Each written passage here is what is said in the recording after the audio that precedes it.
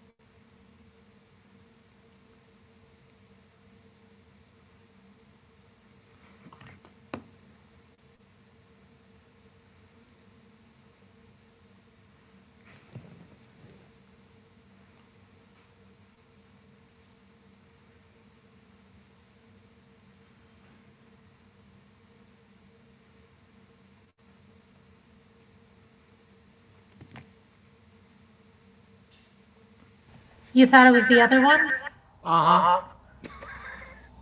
Shoot. I'm like, gosh darn it. All right.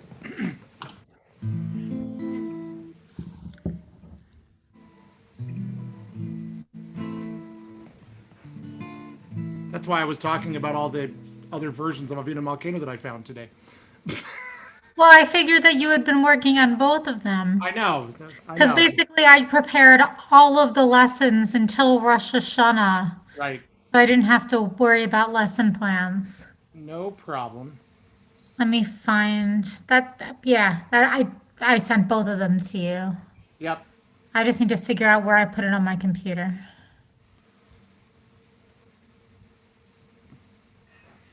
Okay. Oh, Natana, where are you? Let's go grab. There it is.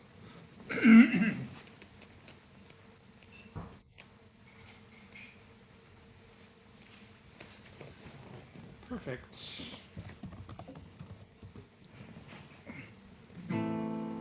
There you are.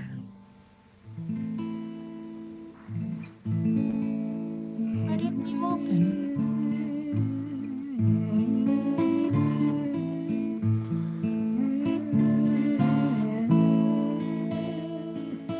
There you are.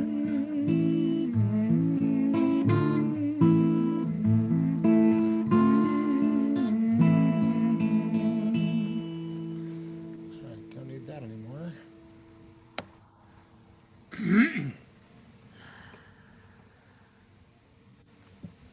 All right.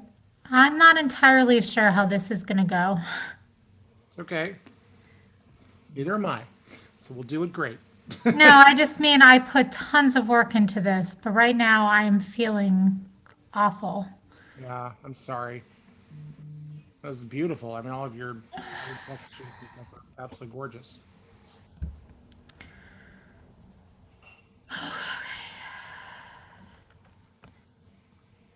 I just don't even remember what I did. Ah, shoot.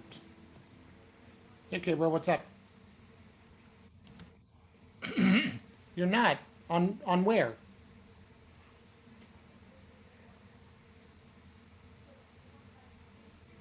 The Mensch Club thing? It doesn't start until 7:30, girl. I thought it was 7. I thought it was 7:30. It is 7:30.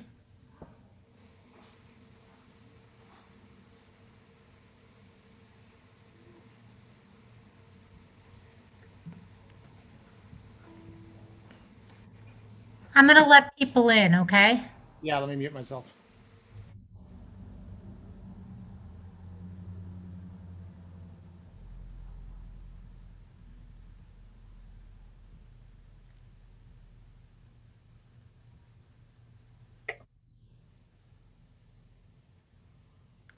Hi, everyone. Hi. Hi there. Hello. Oh, there's an admit all button. Why didn't I realize that? That makes life a lot easier. How everyone's doing okay? How Yep, about you? doing good. How about you? Okay. Okay. Just going to wait a minute. The Cantor is working with someone about the other event. I think they're having some trouble. Well, you're through at 7:30. Do we have to close to go on to the other event? And do it Yeah, exactly. Okay. And it starts at 7:30, but the beginning is a social thing. So don't feel like at 7:30 you have to go immediately. What is the other event? The other event is actually the Mensch Club's fall kickoff. Oh, And it's a conversation with some baseball players. who yeah, I play for remember. Team I Israel. remember. Yeah. Yeah. Thank you. Okay.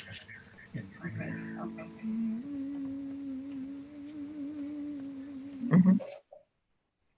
So as everyone is coming in, oh wait, let me invite everyone else. I think I'm going to turn off the waiting room. This way everyone could just come in. There we go.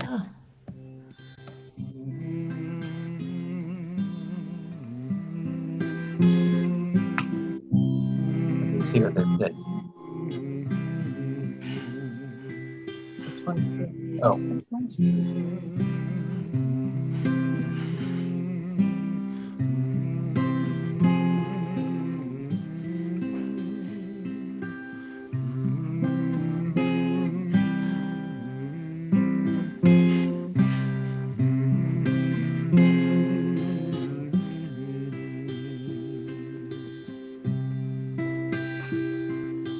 Unetane tokef, unetane tokef, unetane tokef, unetane tokef, unetane tokef, unetane tokef.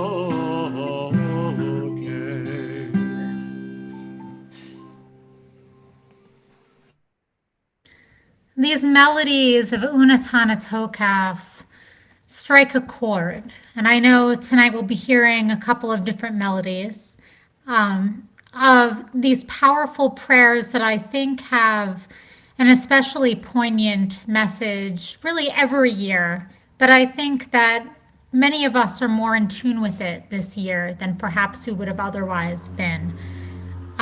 So I'm going to share my screen with all of you.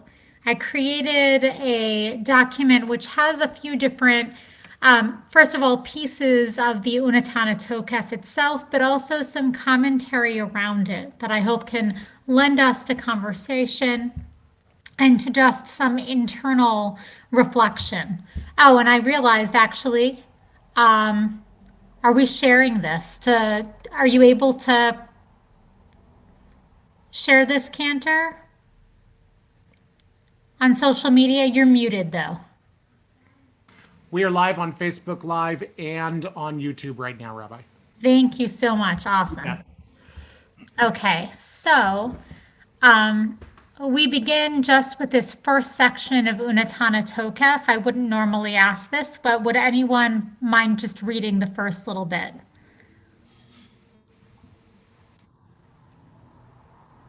I will. Thank you, Marla. We lend power to the holiness of this day, for it is tremendous and awe-filled, and on it your kingship will be exalted. Your throne will be established in loving kindness, and you will sit on that throne in truth. It is true that you are the one who judges and reproves, who knows all and bears witness, who inscribes and seals, who reckons and enumerates. You remember all that is forgotten. You open the book of records, and from it all shall be read. In it lies each person's insignia. And with a great shofar it is sounded, and a thin, silent voice shall be heard. And the angels shall be alarmed, and dread and fear shall seize them as they proclaim, Behold, the day of judgment on which the hosts of heaven shall be judged. For they too shall not be judged blameless by you, and all creatures shall parade before you as a herd of sheep. As a shepherd herds his flock, directing his sheep to pass under his staff, so do you shall pass, count, and record the souls of all living, and decree a limit to each person's days and inscribe their final judgment. Thank you so much, Marla, for reading those. I think that these are words that really fill me with a real kind of nervous feeling every year. That I think the High Holy Days, they are truly the Yamim Noraim, the days of awe. And this liturgy that we hear within these words are, I mean, it's talking about the book of life. It's talking about predicting what will happen to us in the future and things being in God's hands.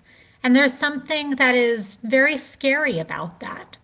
So I'm just kind of curious just to turn it over to you. When you hear the melody of Unatana Tokef, whether it's the one that the cantor just sang or one of the other melodies for this prayer, what comes to mind for you? What does that feel like for you?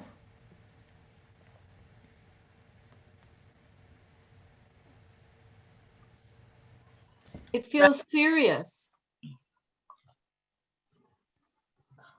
It feels ominous, and it sends like a shiver down my spine. Scary. So, what in it specifically is scary, is ominous, is sending a shiver? So for me, I fully believe in that accounting and Oh, we're losing you, Michelle. Okay. Okay, sorry, internet issues. I kind of prescribe more to the religious end of it and believe that there really is a God who takes an account and who not necessarily has a physical book, but that there is a prescribed plan for our lives, and that at the beginning of the year, it's that taking account, and am I going to be prescribed in that, inscribed in that book of life, and what is that plan that God has laid out for me? And it's that feeling almost of dread and awe that we really are passing before God, and that God is taking account of where we've been and what we've done and what does that future hold for us. That's Thank you, Michelle. Yeah, so it's the theology, it's the words themselves. Yes, and the meaning behind them, like that there really is, you know, when the descriptions talk about like a flock of sheep going before and being inscribed into a book of life or not being inscribed, and what does that mean and what does that look like? And it's a very powerful, this happens to be one of my favorite. I love the Unatana Tokef and what it means and what it stands for. And it's the awe and the power of those words and that accounting. Ethan's too. Yeah, thank you. Anyone else have something they want to say about that? For me, it's one of the things that it is definitely a time of reflection and of literally taking stock. There are two things that are a little bothersome, shall we say. One is being compared to a herd of sheep, just really, it takes away human will, our personal ability to be who we are. And the second thing is, it's like, sometimes I think, well, but come on, share the news. When are you going to tell me when it's going to end? It's like, I got to know. But that's the whole thing about the future. But here, it's cast in such a way that, was I good enough to make it another year? Or, what did I do to make myself worthy of getting another year? That's sometimes how I look at it. But it's also, the sheep part always bothers me. Yeah, I can get that. I mean, there's a piece of it of I mean, being compared to sheep, yes, I can totally understand how that doesn't feel so great. I'm with you there, but it's also this feeling of it's totally out of our hands, you know? Right. And we didn't even get to Unatana Tokef 4, which is where the hardest part comes in, right? If we look right here, on Rosh Hashanah it is inscribed, on Yom Kippur it is sealed. How many shall die and how many shall be born? Who shall live and who shall die? Who in good time and who by an untimely death? Who by water and who by fire? Who by sword and who by beast? Who by famine and who by thirst? Who by earthquake and who by plague? And when we see the word plague there, it's interesting. The commentaries I found said that actually that word plague truly should be interpreted as pandemic, because plague can mean something else. Pandemic is actually a more apt translation, but I just took this directly from Sepharia. I didn't change it at all. Who by strangulation and who by lapidation? Who shall have rest and who wander? Who shall be at peace and who pursued? Who shall be serene and who tormented? Who shall become impoverished and who wealthy? Who shall be debased and who exalted? But repentance, prayer, and righteousness avert the severity of the decree. So that one last line does kind of change and contextualize the entire thing. But even still, it doesn't undo everything that was said before. And you're right, there are some really challenging things with this theology. As Reformed Jews, we very purposefully do not include the second paragraph of the Via Hafta in our prayer. Why? Because it says that rain falls if we are deserving of rain, and it doesn't fall if we're not. Meaning, if something bad happens, it is your fault. And as Reformed Jews, the thought was, this theology can do a lot of harm here. That's not true. We all know from personal experience that terrible things happen to the biggest mensches, the most wonderful people.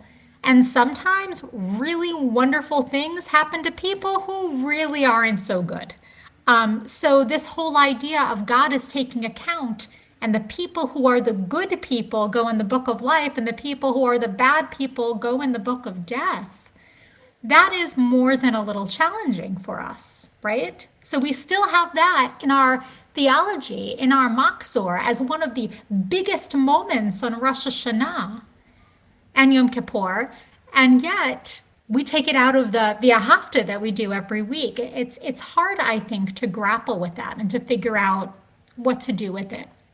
So as it turns out, the Unatana Tokef is actually a piyut, which is a liturgical poem. It seems like it dates as far back as the 4th century. There's all different sorts of scholarly debate over exactly who created the first versions of it. It seems like there are a variety of different versions of it. It's thought to be, or this version that we have today is thought to be composed by Yanai, who is a really prolific writer of piyutim. But very likely it is an adapted version of earlier piyutim that were written. So Abraham Ibn Ezra he expressed being quite weary of using piyutim in prayer in general. And when he wrote about Yanai's piyutim in specific, he said, when we pray, it is forbidden to inject into our prayers piyutim, the basic meaning of which we do not understand. We should not rely on the goodwill of the author. So he's saying, what do we make of this? It's hard for us to understand what this is really all about. So we shouldn't put it in our prayer at all. Now, clearly we do. And the question becomes why. A lot of scholars believe that the reason that this particular prayer has taken such hold is not because of its theology, but rather because of the melodies that have attached to it. That those melodies struck a chord and felt people, or helped people to feel really awe in a way that does feel appropriate, perhaps for Rosh Hashanah and Yom Kippur, even though a close reading of the prayer might be quite a bit problematic. So, there is a story behind the Unatana Tokef. It is not a factual story because, as we know, Unatana Tokef was composed way earlier than this story was. In fact, likely it was in, yeah, I'm not going to go into that actually. Would anyone like to read this rather disturbing story? Any takers? Sure. No. You'll be doing a mitzvah. My throat is hurting me quite a bit, and if you read for me, I would be very appreciative. I'll read it. Thank you. The story of Rabbi Amnon of Mainz, which was the greatest of his generation. Once Rabbi Amnon was approached by the local bishop who asked him to convert. Day after day, the bishop would appear at his study to implore him to convert. The rabbi puts the bishop off, saying he will think about it in return with an answer in 3 days. Almost immediately, however, Rabbi Amnon is consumed with remorse for even suggesting that he might convert. He decides to refuse to appear when the 3 days are over. Angered by the refusal, the bishop dispatched soldiers to bring him to the castle by force. What's this, Amnon? Why didn't you come to me as you stipulated that you would take into account and get back to me what I asked? Amnon replied, let me adjudicate my own case. He explained that he should never have promised to come in the first place. Even saying he would is agreement enough to undermine his own faith and his own people. Amnon then said, I am perfectly willing to undergo any punishment. The tongue that lied to you should be sentenced to be cut off. No, said the bishop. The bishop, however, maintained that the sin was not performed by Amnon's tongue. Rather, it is your legs that did not come to me as you promised. Those I will chop off. Oh my goodness. Those I will chop off, and the rest of your body I will torment. The evil one started by cutting off the joints of his fingers and toes. At each moment, the torturer would ask, now, none, do you want to convert? And the rabbi would say no. What is left of him after his ordeal was carried on the back of a knight's shield to the Jewish quarter.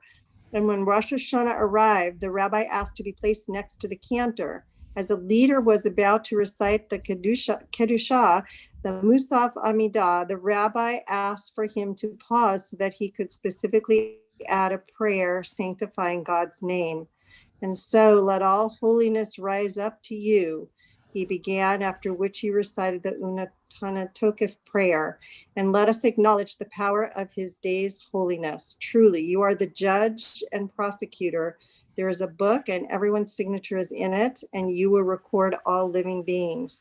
When he completed the final part of the poem, called a Siluk in poetry, he disappears from before the congregation, somehow taken by God from this world. 3 days later, he reappears in a dream to the rabbi, Polonimus ben Rabbi Moshe, and taught him the sacred poem called the Piyut, and instructed him to publicize it far and wide throughout the diaspora as a witness to the testimonial to what he has done.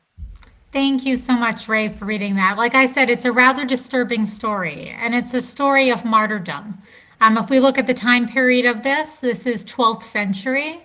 As it turns out, there is no evidence that there was a Rabbi Amnon of Mainz at all. However, there was a Rabbi Amnon in a city in Italy, and so there was likely kind of coming together of this old prayer Unatana Tokef, and that there had been a rabbi or someone who had connected martyrdom with the Unatana Tokef prayer, the kind of dread that was felt along with it. And that is one of the origin stories that we hear. Now, on Yom Kippur and Rosh Hashanah, you will never hear me give this story then. I think the prayer is hard enough without inserting it into those prayers. But I also think that there is something that is worthwhile about studying the origins and how it came to be popular. If we think about what was going on in the 12th century, the 11th century,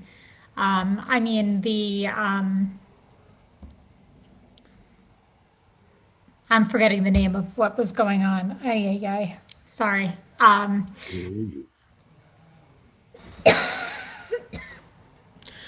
I mean, there was a lot of martyrdom that was going on at that point.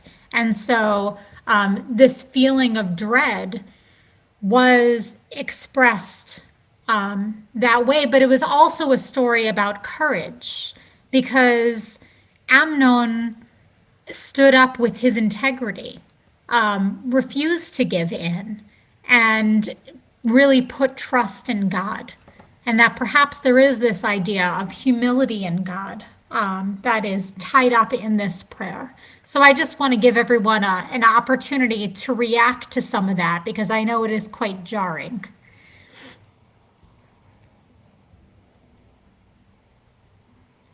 Or did I leave everyone speechless? That's possible as well. I've read this one and I like this one much more. The alternative Unatana Tokef. It's lovely for me. Yeah. So I included a few different alternative Unatana Tokef prayers that were created by colleagues. And I'm happy to give this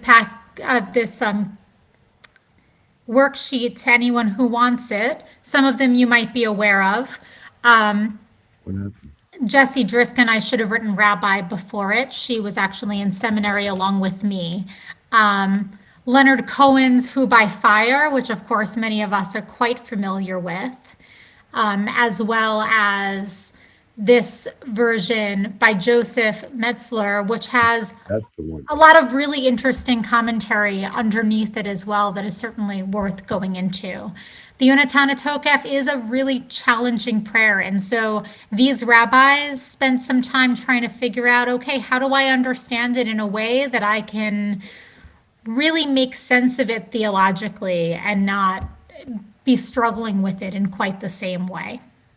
But I want to go a little bit, I'm going to pass this for now and maybe we'll go back to it because I want to make sure that we have enough time for the Cantor to lead us in some of the melodies that he's going to be doing. Before we get to those melodies, I just want to talk through a few of these texts about the theology of Unatana Tokef. Right. And Kathy, I'm more than happy to send this to you so you don't have to take screenshots as well. Rabbi, can I ask you a quick question? Of course. You made a comment about that these alternative writings of the prayer are so that we don't have to struggle with it so much. For me personally, I don't like the alternative. I don't like when this particular prayer is changed because for me, part of the holiday and part of what it is that fact that it does challenge us to struggle and look at things differently. So I personally have a harder time with the interpretations as opposed to looking at the actual text, the way it was written and the who shall live and the who shall die. I think that's what it was meant to do, is to make us struggle and think deeply at this time of year. Right. And in our Machzor, there's actually a beautiful kind of reading in there about the importance of grappling with the prayer as it is, and how there is meaning in struggling even with the parts that maybe don't work for us. So I completely understand that. But I want us to look at just a few of these. I put together way more. I'm trying to remember everything that I put in here. Yeah, I put together way more than we can possibly get through, especially allowing the Cantor to enlighten us with what he has put together. But I just want to look at a couple of these texts. So starting with Arthur Green, who writes, "If in foxholes there are no atheists, the Day of Awe powerfully remind us that all of life is a sort of extended foxhole that each of us will have our final moment. We are not a morose people. And though the year we consider healthy, through the year we consider healthy those who spend their time on something more constructive and cheerful than brooding the inevitability of death.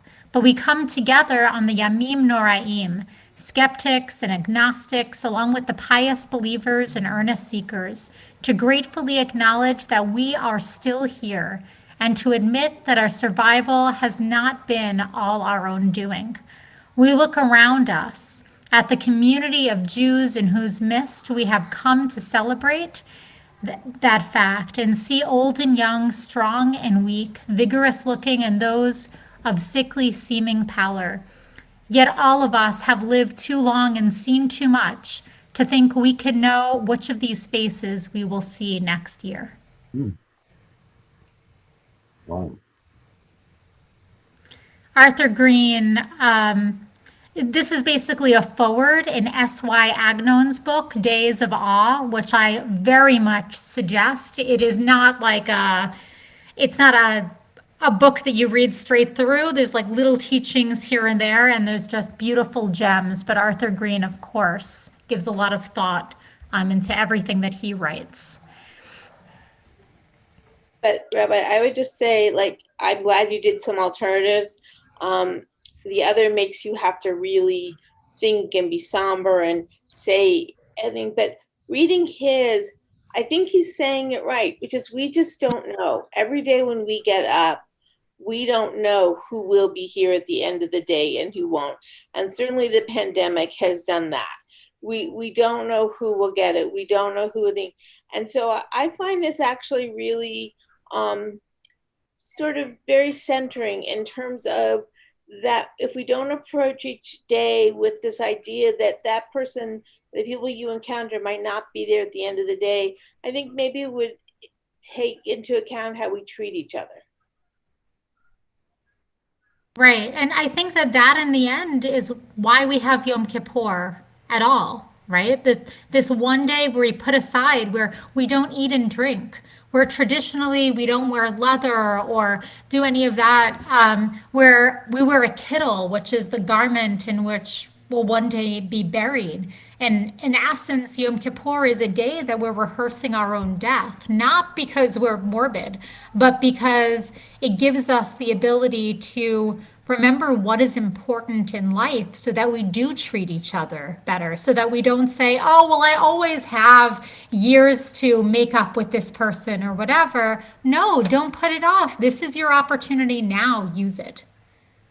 I am wondering if another interpretation to add to the existing one could be that there are a lot of metaphors here. So when we say who shall live and who shall die, it's not physical. It's really the death of the soul, not choosing purpose and spirituality and not a quality life. Who shall drown? There are many ways to drown in our life. There are many ways to burn with fire, with the anger and being consumed. So I'm wondering if there's a possibility to go through each one of these and look at them in addition metaphorically.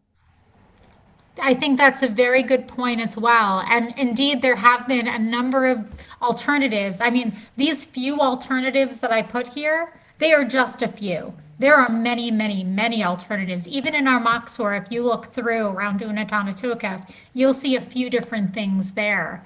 And I think that is certainly one way to look at it. Within its context, at the time, I'm not sure that that's what it originally meant, but that doesn't mean that that's like, we can still view it that way and have that be our midrash and our understanding of it. So I'm trying to figure out which of these to do because I'm looking at the time and I want to make sure the Cantor has enough of it. Well, let's just look at this Amy Alberg piece here. And this comes straight from our Machzor, our Yom Kippur. No, it's from our Rosh Hashanah one, this Mishkan HaNefesh piece. Onatana Tokef, the prayer that imagines God inscribing in the heavenly book who shall live and who shall die in the year to come, has become for many a riveting and troubling image of the high holy days. As I say its words, I remember a friend's baby that did not make it. Health scares, diagnoses, lives lost far too soon. In a sense, Unatana Tokef invites the whole community into the truth. which sick and grieving people live every day. Rosh Hashanah assaults the denial of the healthy, so that on this day, the ill, beset with clear awareness of mortality, are at one with the whole community, all of us knowing the fundamental uncertainty of life. We are made of dust, as the Unatana Tokef concludes, and to dust we return. Like clay vessels, we can break. Like flowers, we fade, and like shadows, we pass, and like a dream, we will someday pass from sight. This is the truth, and there can be comfort in standing in the sacred circle of community affirming it, at the same time committing to savor the fragile gift of life that we are given. One of the things that strikes me about just this world that we are in right now in the midst of the pandemic is that many people who would normally take for granted health no longer are able to do so. We look around and we have thousands and thousands of people who have died from this awful disease. And while many of us are still in denial, I think, and I hear from many people within the community of just coming to terms and being more mindful of the fact that we are mortal, that we don't have unlimited time, that we know that illness can come. And while that's a challenging thing to live with, it also can be really powerful to have that in the back of our minds, to not just take things for granted. I see a bit of that in what Amy is talking about here. Now, in the other text on this page, we have this piece from Rabbi Delphine Horvillier, and this actually comes from a book of Larry Hoffman's about the Unatana Tokef prayer. There's a whole volume. This piece from Joel Hoffman also comes from there. And I'm going to skip over those for now. But there is one important piece here, which is getting to those final lines within the text where it talks about through repentance and charity, we can temper God's severe decrees, that there is some sort of a change that we can make to what happens in the future.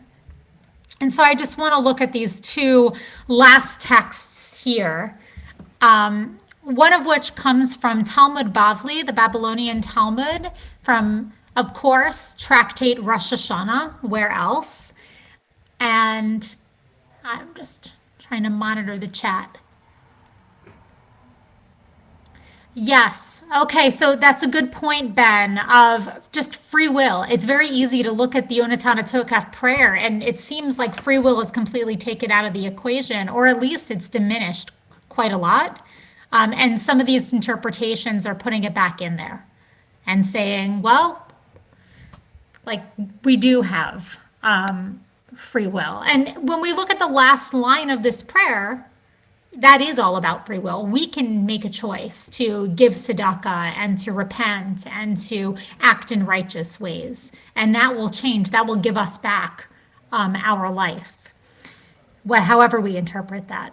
So in Rosh Hashanah, there's this text, and Rabbi Yitzchak said, a person's sentence is torn out on account of 4 types of actions. These are giving charity, crying out in prayer, a change of one's name, and a change of one's deeds. An allusion may be found in scripture for all of them. Giving charity as it is written, and charity delivers from death. Crying out in prayer as it is written, and then they cry to the eternal in their trouble, and God brings them out of their distress. A change of one's name as is written, as for Sarai your wife, you shall not call her Sarai, but Sarah shall her name be. And it is written there, and I will bless her, and I will also give a son for her. A change of one's deeds for the better, as it is written, and God saw their deeds. And it is written here, and God repented of the evil which God had said God would do to them, and he did not do it. So these are from the book of Jonah, talking about the people in the land of Tarshish, that through these things we actually do change our own. And I just want to look at the final text right here, which I find to be incredibly powerful. This is also from Talmud Bavli, redacted around 4th, 5th century. There are 10 strong things in this world.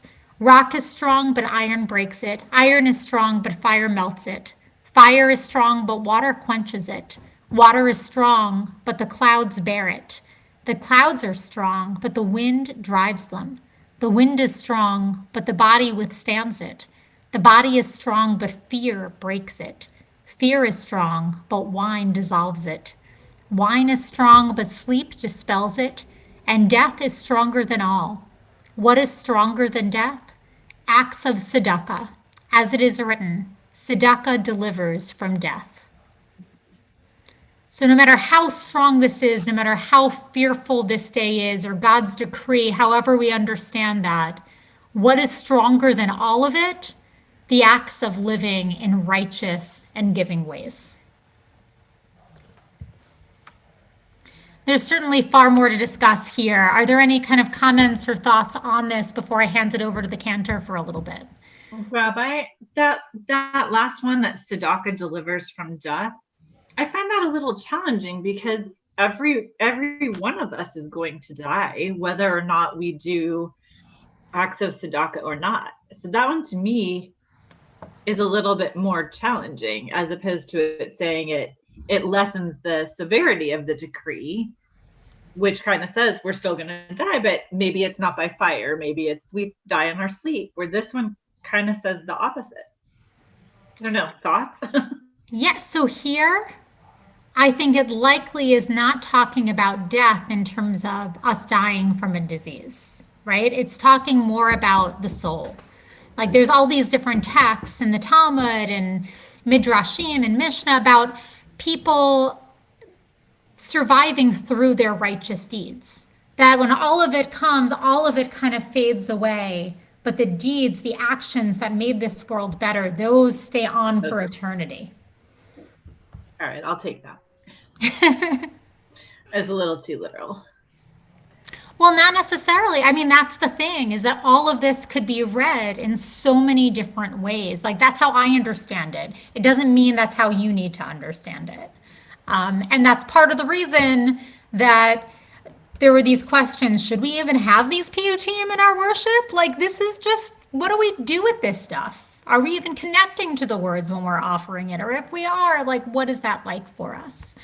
So I want to pass it over to the Cantor because I think one of the big draws here truly is the music, and the Cantor can certainly deliver on that. Thank you, Rabbi. I appreciate that. So actually, if you'll stop sharing, Rabbi, then I'll be able to share as well. Yep. Which is great. I wanted to start off with actually this very stirring melody that I discovered that's being sung by the chief cantor of the IDF.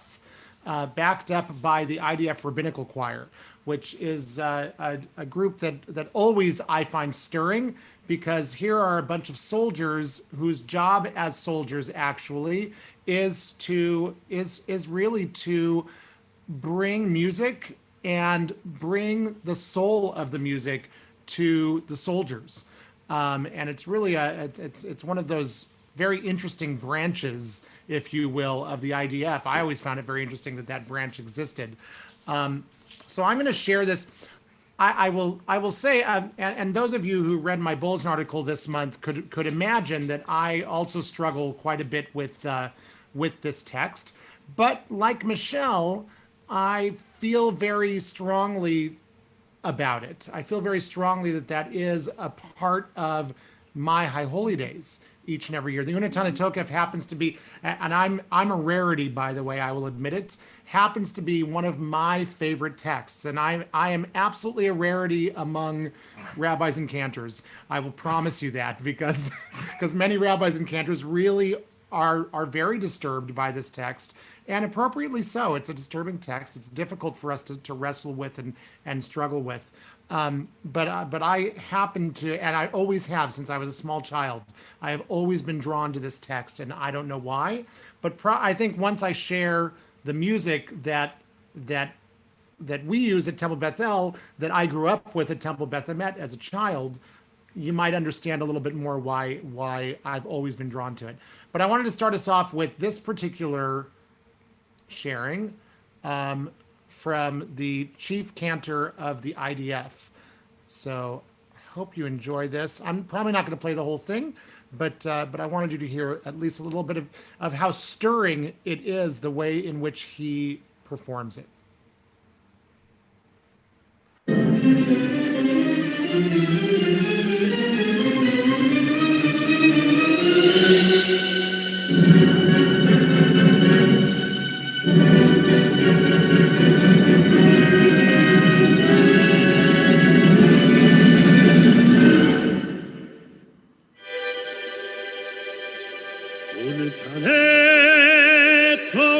קדושת היום כי הוא נורא ואיום ובוא תינשא מלכותך וכל בחסד כיסך ותשב עליו באמת ותשב עליו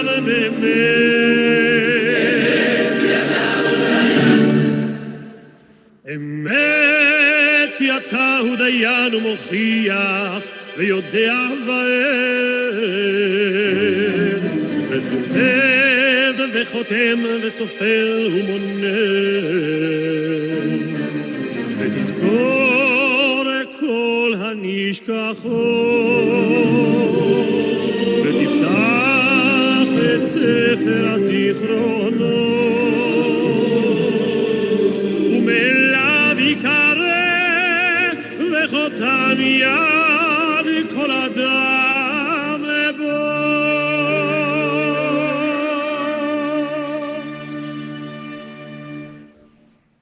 ובשופר גדול ייתקע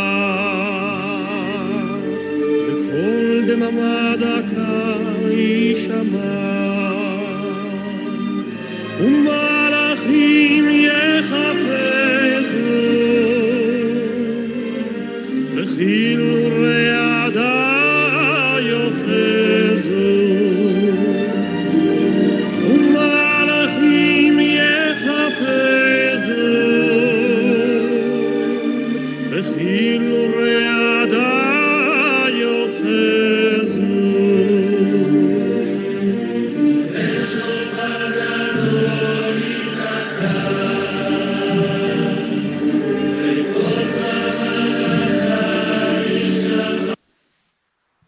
I'm going to go ahead and stop it there because it is a very long piece. So I definitely wanted to stop it there. And so you can hear that this is a rather bombastic interpretation, at least at the beginning, of Unetana Tokef. And to me, the interpretation of text is always one of the most important jobs that we have as chazonim. And rabbanim. I mean, rabbis and cantors, our job is to interpret text, whether it's through our words or whether it's through our music and our choices of melodies. It is to bring across the meaning to the kahal. And one of the melody that I grew up with and that I've brought to Temple Bethel, I think, in my humble opinion, truly encompasses the meaning within it. Philip Modell, who was my chazan growing up, and also an incredible rabbi and cantor, and even long before a lot of people were becoming rabbis and cantors. Philip Modell was an Orthodox rabbi and a chazan, and a composer and a doctor of theology. He was an incredibly learned man, and everything that he wrote, in my opinion, truly enhanced the words. So if we look at these opening words of Unetana Tokef, let us now relate the power of this day's holiness, for it is awesome and frightening. It is awesome and frightening. On it your sovereignty will be exalted, your throne will be firmed with kindness, and you will sit upon it in truth. And this comes directly out of the Unatana Tokef is in the midst of the Amidah. It's in the midst of our standing meditation prayer. And so to start off with Unatana Tokef, it's so, to me, so jarring to have that kind of melody.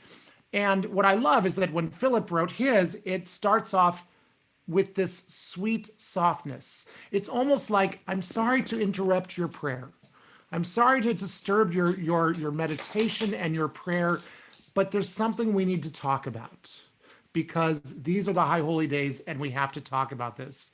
So it starts off with Unatane Tokef Kedushat Hayom Ki hu nora ve'ayom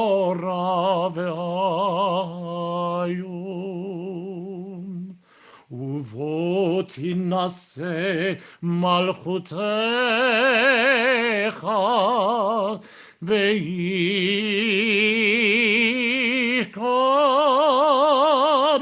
bechesed kisecha ve'teshev alav ve'ayom. So now I've disturbed you out of your meditative moment of prayer, and now it's time to talk about what we know. What we know.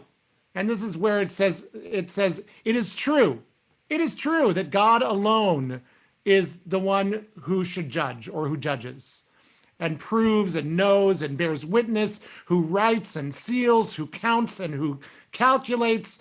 You will remember all that was forgotten. You will open the book of remembrances. It will read itself, and each person's signature is there. So when Philip came to this moment, he went from this beautiful lyrical moment to Emet ki ata hu dayan u'mochiach Emet ve'yadei ava'ed Vechotem v'sofer u'moneh Vechotem v'sofer u'moneh. So we understand that you write and you seal and you do all these things, and we are you can hear inside of it the hurt. You can hear inside of it the understanding. You can hear in the way that these words are chanted that we're recognizing, God, that you can do all of these things, that you do have these powers and this ability, but we're pleading with you at the same time in our melody. We're pleading with you at the same time that you listen to us and that you understand that we are here for tshuva. We are here to repent. We are here to do this, to do what we do on Rosh Hashanah and Yom Kippur. And then it comes to this point of Uva shofar gadol yitaka. Okay, and the great shofar will be sounded, and a still small voice will be heard. So what does Cantor Modell do with that? He goes, Uva shofar gadol yitaka. V'kol demamadaka yishama. So he immediately paints the picture of the words in what we're doing. The great shofar, uva shofar, and the still small voice. V'chol demamadaka yishama. And then what does it say? What does it say? The thin voice, the small voice will be heard.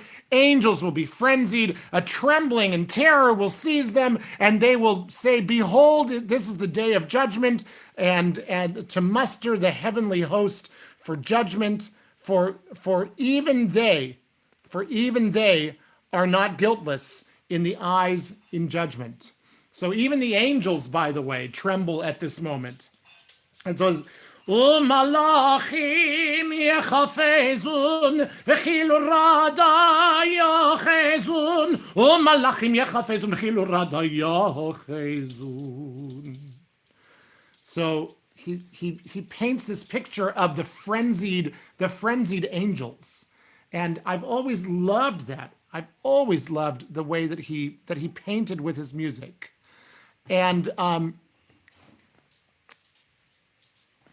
then he says, "V'chol bo'ei olam yavrun lefanecha kivnei maron. V'chol bo'ei olam yavrun lefanecha kivnei maron." And that brings us into Unatana Tokef. And you can feel now you are in this presence, you are in this moment when something amazing, something awesome is about to happen. And that's when it goes into the next text, which speaks about on Rosh Hashanah, it is written, and on Yom Kippur, it is sealed, etc., etc. And I'm going to share with you another melody, not Cantor Model's first, but another melody, this one written by Aminadav Aloni, one of our great composers of the 20th century of liturgical music. And Ami was just an amazing, prolific writer right here in the Los Angeles area, in the Valley, and his music was lovely. Some of you may be familiar with his jazz service that he wrote for Shabbat. But this is Baruch Hashanah by Ami Aloni. I'm going to start it about 38 seconds in, and I'm not going to play the whole thing either. But and actually, before I do so, does anyone have any comments or questions up till now? Because I want to give you that opportunity.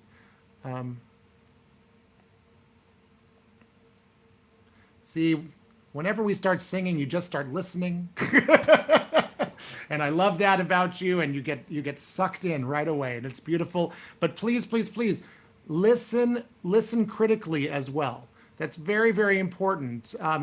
We're not here praying right now, and so I want for you to listen critically as we listen to these versions, and share with me what moves you or what doesn't move you. It's very, very important when we're learning and when we're studying that we do listen critically. So I'm going to play this one for you now, and enjoy. Oops.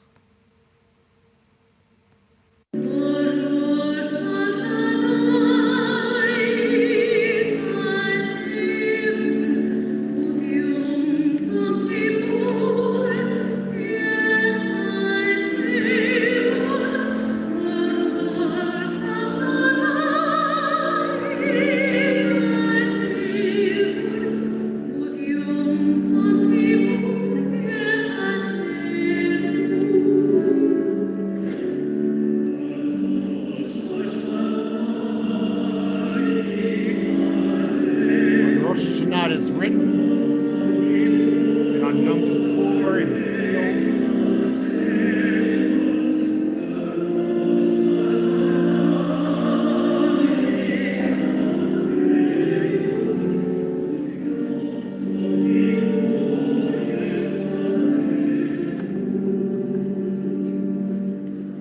Now we get into the tough part.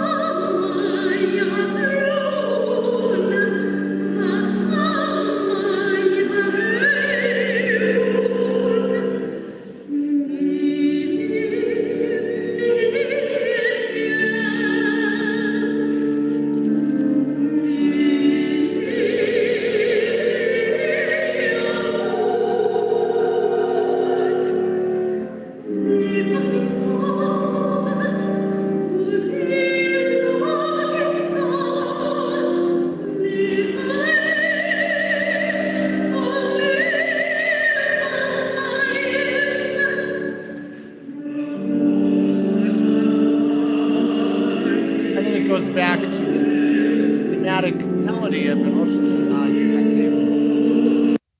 So again, a beautiful stirring melody.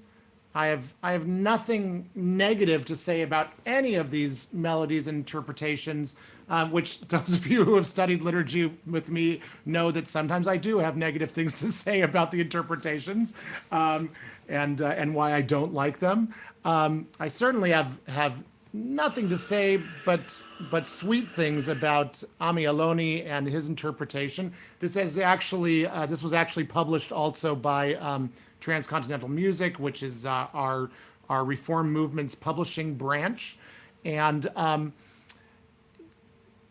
but while it's stirring and beautiful, it could be more stirring, and that's again why I happen to love the interpretation of Philip Modell. And so I'll share with you now his particular interpretation that says, Berosh Hashanah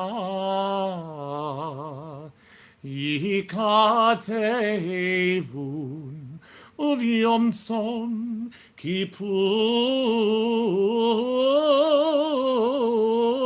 Yechatemun Kama Yavrun V'chama Yibareun. How many will live and how many will die? But then he gets into this beautiful moment of how it could happen, who by fire, and who will live, who will die, who will by water, who by fire, etc. And listen to how he paints the picture again. Mi yichyeh u'mi yamut. Notice that living is lengthened and death is made very short. Mi v'kitzol u'mi lo v'kitzol. So that the positives are lengthened and the negatives are shortened. This is again a Cantor's interpretation, which I think is beautiful. Then he says, Mi va'esh u'mi va'mayim, mi va'cherev u'mi va'chaya, mi va'rav u'mi va'tzama. So this whole list of who by fire, who by water, etc., etc. And then he gets to this last moment where he says, and who with great loudness, Mi varash u'mi v'magefa, mi v'chanika u'mi v'skila. And the litany continues, by the way. Mi yanuach u'mi yanuach, mi shaket u'mi yitaref, mi shalef u'mi yasar, mi ye'ani u'mi ye'asher, mi yeshafel u'mi yarom.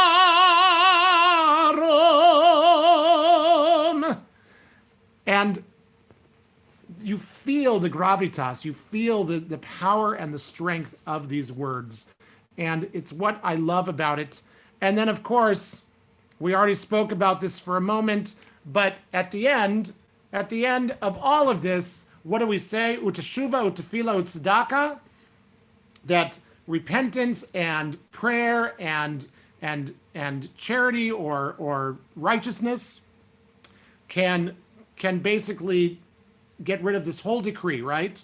And I always love this moment because it feels regal. It feels like we are saying, this is what we're here for. This is why we're here praying. This is why we come to Rosh Hashanah and Yom Kippur, because we are saying we're getting inscribed, we're getting written, we're not taking all of this. And we hear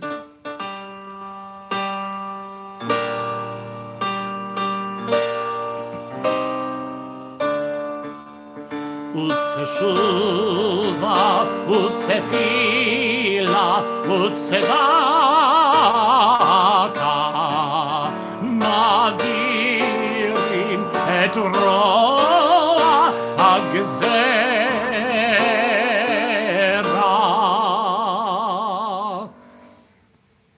And I love that melody because it makes it sound very serious, first of all, right away. It's a very serious moment. But when we get to Mavirin et Roa, it's this beautiful legato, it's this beautiful lengthened music that happens there that basically says, we can wash it all away, people. We can make it all good. We can do the right thing and make it work. And a little window into the Cantor and why I choose things and why I look at things. I hope that it brings a little bit more meaning to your Unatana Tokef this year, along with the incredible teachings. Thank you, Rabbi, because it was so wonderful to have the text study. I love that, so I hope that these melodies, all of them, really bring you a little bit of meaning, a little bit of additional meaning for these high holy days. Rabbi? In the chat box, you'll notice that I put a link for a website. The sheet that I did this evening is actually on Safaria posted. If you can't get this link, if you go on Safaria and you look up my names, you'll see a bunch of various sheets that I've created over the years, and certainly over the past several months. But I just hope that when we hear these words, whether we connect to the stirring melodies or we connect to the interpretations within, whether we interpret the text literally or we come up with another way for us to understand it, that we're able to feel the true awe of the day, and that we allow it to touch our souls to remind us that, yes, so much in life is outside of our control. Yes, we understand all too well how pandemics can come out of left field and we had no idea they were going to come, and life sometimes can change in a moment. But what do we have control over? Well, we have control over how it is that we act now. What teshuva we're going to do, what kind of righteous living and righteous prayer we are going to offer. So I hope that all of us can truly focus on the things that we can do and have a really meaningful start to the season. Thank you all so much for being here. Thank you, And Rabbi. yes, Mary Lou, I'm happy to. And I do want to remind all of you also, because I had one more thing that I was going to play, but we were running out of time. Please go and listen to Leonard Cohen's Who by Fire. I think that it could really give you some really deep, important meaning.